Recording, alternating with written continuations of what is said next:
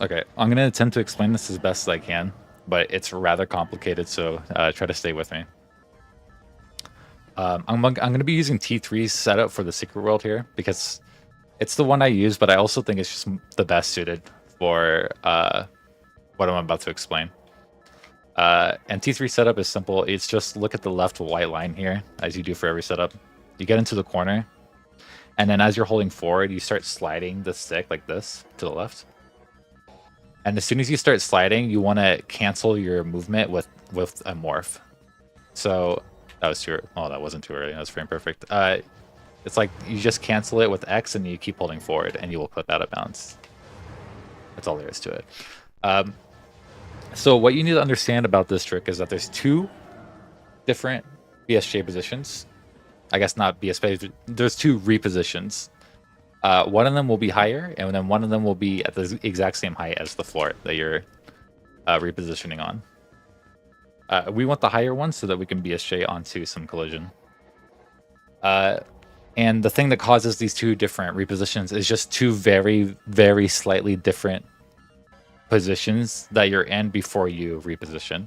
And you can see on the left, I actually have my X, Y, and Z down to the millionth of a precision unit, because it's going to matter. So all you need to look at is the second value and the last 3 digits of the second value. So let me show you what those two values look like real quick. So let me frame advance. So this is, you can look at the last 3 digits. This is 312. This is the good position. This means that we're going to get a upper reposition. If I frame advance here, you can see my Z value actually moved by over a unit. So I've raised by 1 unit, and this will allow us to BSJ. So 312 is the value that we want. That's one of the 2 positions. Let me try to get the second one real quick. Oh, perfect. Okay. So this is the other one. This is 296. This is the one that we do not want. This one will reposition you at the ground level. Here, you can see my Z value is -4.6. That's bad.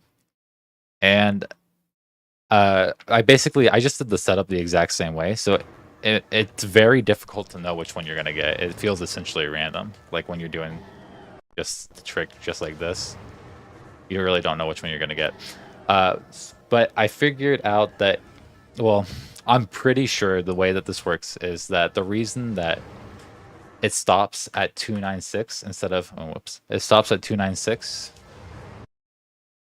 instead of going to 312. Do I have save state for this? I do.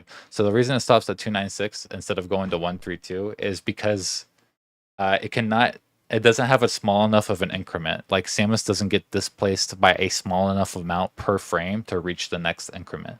So she's just hitting the wall and stopping. So, and that just means you keep holding forward.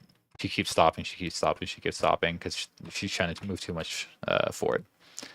But what you can do, actually, is you can, while you're morphing, and after you've reached the 296 value, which would be somewhere between halfway to the later third of your morph, you can switch to upright.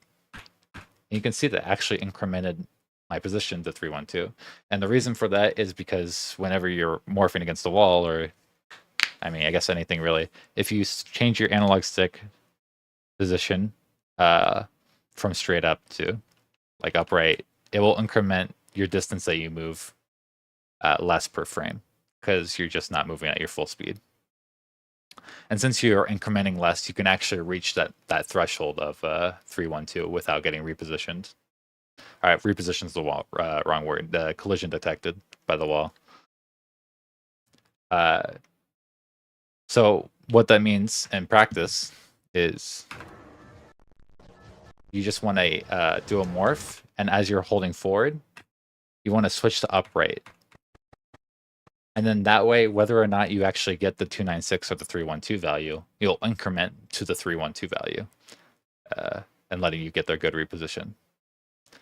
But it is very important to note when you're doing this, let me get that other save state. So this is the 296. I'm going to increment to 312 by holding upright. You see it increments.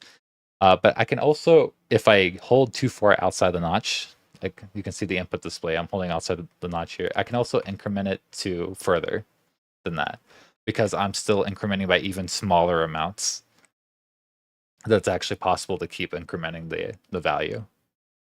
And this is bad. I'm pretty sure this won't reposition. Yeah. So all that means in practice is you want to hold forward, upright, and then don't hold any further than upright. You want to switch to down left or down right for your BSJ immediately. Let me try to show that in real time. An input display here. Yeah, like that. So you could see on my input display, I held forward, then upright, and I immediately switched to down right. That way I guaranteed that I had the good BSJ position and I would not over increment the value. And that's basically all there is to it. This is an extremely precise trick, but I believe this seems to be very consistent. The reason I like using T3 setup is because it lets you get really, really close to this corner, which means that you will reach the either 296 or 312 very early on in your morph, which gives you leniency to hold upright, like a lot of leniency to hold upright and increment your value. So I think that's the best reason to use T3 setup, but you can do this just perfectly fine by holding forward and morphing at the right time. It's just that you might have to delay your upright input like slightly later on that very practice with this one. Yeah, I'm not sure. Just because it's going to take more time for Samus to actually get in position. Like you can see the values changing right here. And then now it reaches 296, which is when I can increment to 312, like that. But yeah, that's it. This is a long ramble. But this is, I figured this will clear up a lot of people's questions, including my own, about this trick. So thanks.